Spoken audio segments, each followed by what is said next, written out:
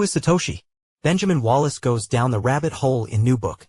The Mysterious Mr. Nakamoto is a thoughtful new investigation into Bitcoin's origins. Who created Bitcoin? More than 16 years ago, on Halloween Day of 2008, an entity by the name of Satoshi Nakamoto sent out the white paper for a peer-to-peer electronic cash system to a cypherpunk email list.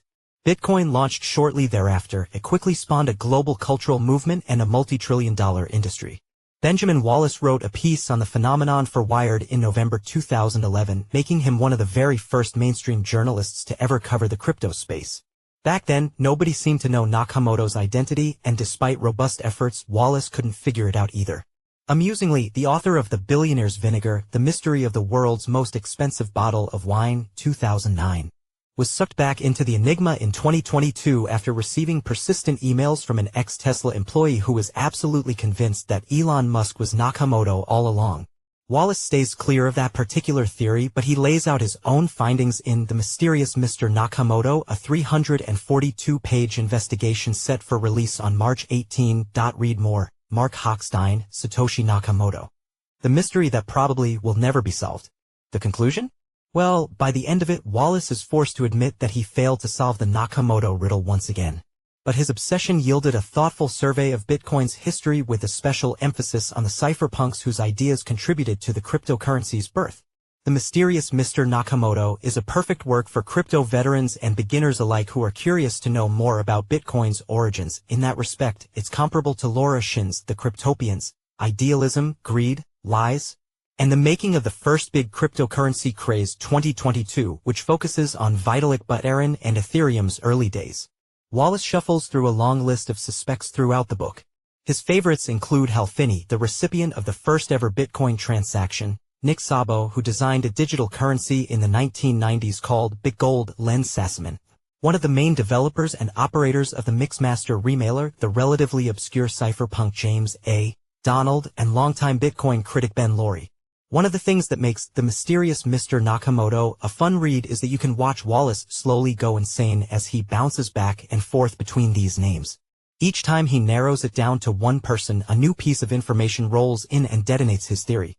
Wallace deserves credit for his multifaceted approach to the affair. He makes abundant use of stylometry for Nakamoto's emails and code, deeply investigates circumstantial evidence, interviews almost all of the potential candidates, and even learns to code to get a better grasp of what the cypherpunks are talking about. Looming over the investigation, of course, is the debate over whether Satoshi Nakamoto's identity even matters in the first place.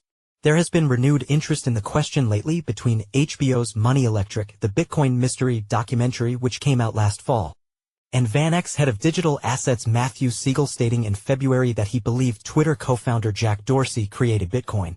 As Wallace notes, Nakamoto's identity is one of the great secrets of the 21st century. With Wall Street and the White House beginning to fully embrace the crypto sector, there is perhaps a feeling that putting a face on Bitcoin's inventor is necessary to make the digital asset a little cleaner and safer to integrate into the global financial system. Nakamoto's identity is crucial because its discovery would impact the way people see Bitcoin, Wallace argues. Crypto folks, he says, prefer to think of Satoshi as a kind of Promethean figure that unleashed Bitcoin as a gift to mankind before disappearing for the greater good. But what if Nakamoto was an outright criminal like former cartel boss Paul Luru who simply cannot access his private keys because he's behind bars? Would BlackRock and Fidelity still race to recommend exposure to the cryptocurrency to their clients?